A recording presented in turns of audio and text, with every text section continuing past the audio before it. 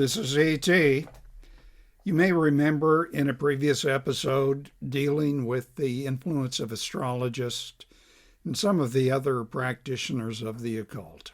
They operated in the U.S. Capitol during the 1920s. Well, E.T. told the story of Madame Marcia Champney, a spiritualist and astrologist famous for predicting that one Edith Galt and another Florence Harding, respectively, would be First Ladies of the United States. Now, that was very unlikely, but in fact, both predictions came true.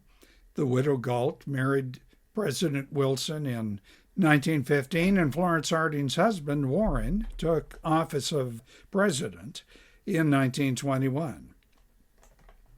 And E.T. also explained how these and other predictions could have been made by any reasonably informed person. And keep in mind, these spiritualists were very well informed in Washington, D.C. Now, the controversy about the influence that these spiritualists had on members of Congress, even the presidents, reached such intensity that a House resolution, I think it was 8989, was introduced in 1926.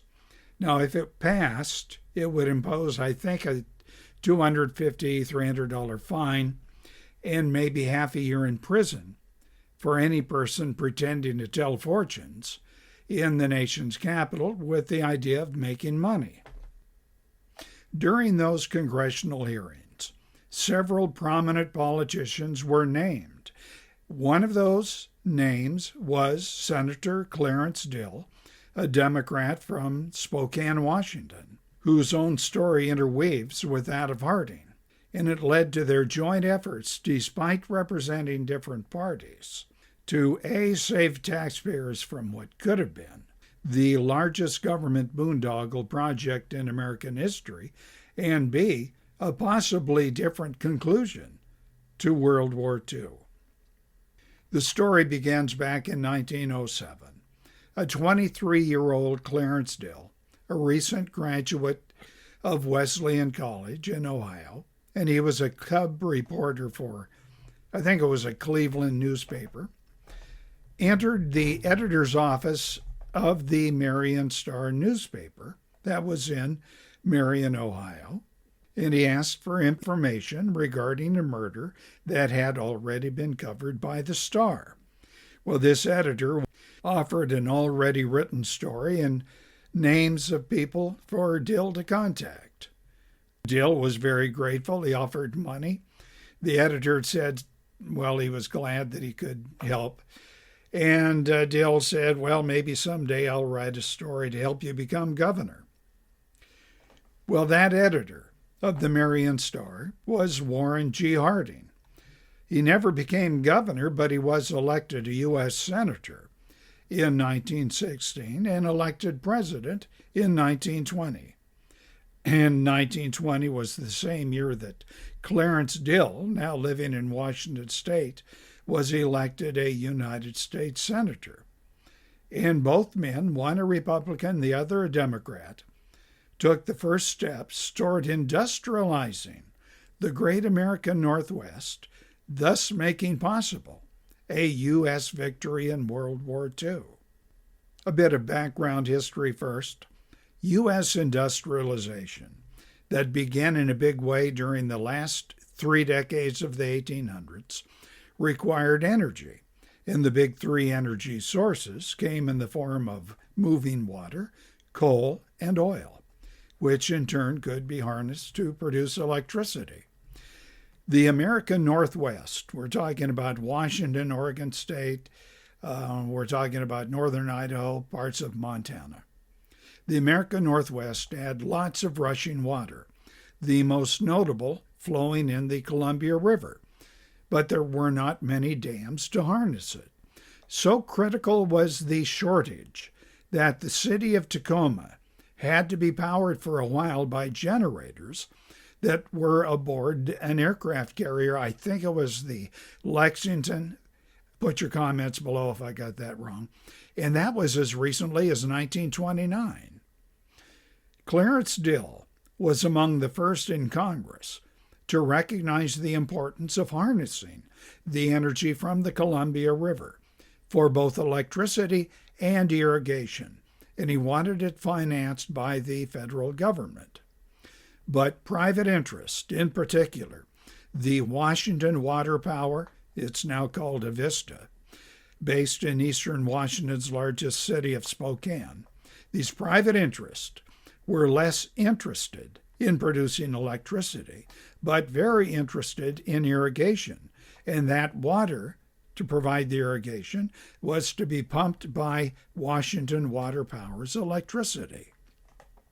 The private interest advocated utilizing gravity to drain water from northern Idaho lakes, for example, Lake Pend Oreille, via existing streams and man-built sluices.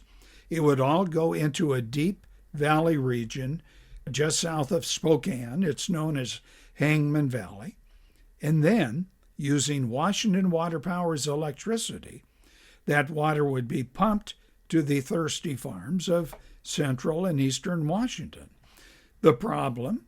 No electricity is produced by the gravity system, and the cost, most to be borne by taxpayers, would go to the hundreds of millions back then. So we're talking billions of dollars in today's money. The first death blow to the gravity plan was wielded by President Harding. That was during an early July 1923 visit to Spokane. In fact, Harding was met at the train depot, by a group of dignitaries, including Clarence Dill, himself newly elected to the Senate. We do not have a record of what conversation took place between Harding and Dill, but we do know that the president, on that visit to Spokane, gave clear indication that the federal government had no interest in the gravity plan. And we do know that Senator Dill went on to spearhead the movement in Congress to build the Grand Coulee Dam, even to the extent of demanding and getting a promise from the New York governor, Franklin D. Roosevelt, who'd soon be president, to support the project. That dam that Dill had in mind would produce both electricity and irrigation. Construction of the dam, the Grand Coulee Dam, began in mid-1933. That is during the worst month of the worst year of the Depression, and it was completed in June of 1941, 6 months before the attack on Pearl Harbor. Because of the Grand Coulee Dam, the U.S. had more food to feed American citizens and the armed forces, and it had power for Boeing and other war-oriented manufacturers to build planes and other weapons. And the United States had the fissionable material for the atomic bomb. That, according to most historians, and certainly Americans in 1945, was the decisive factor in causing Japan to surrender.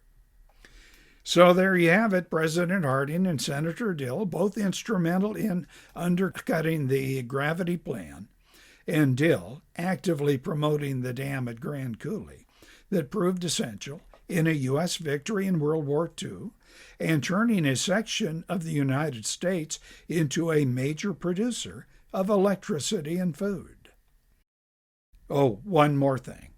During Harding's Spokane visit, he told a packed audience at the Town Armory that the U.S. population would number 300 million in a century. Now, considering that the 1923 population was about 113 million, Harding's prediction was considered very unlikely. Did Harding's prognosticative power come from Madame Marcia's crystal ball?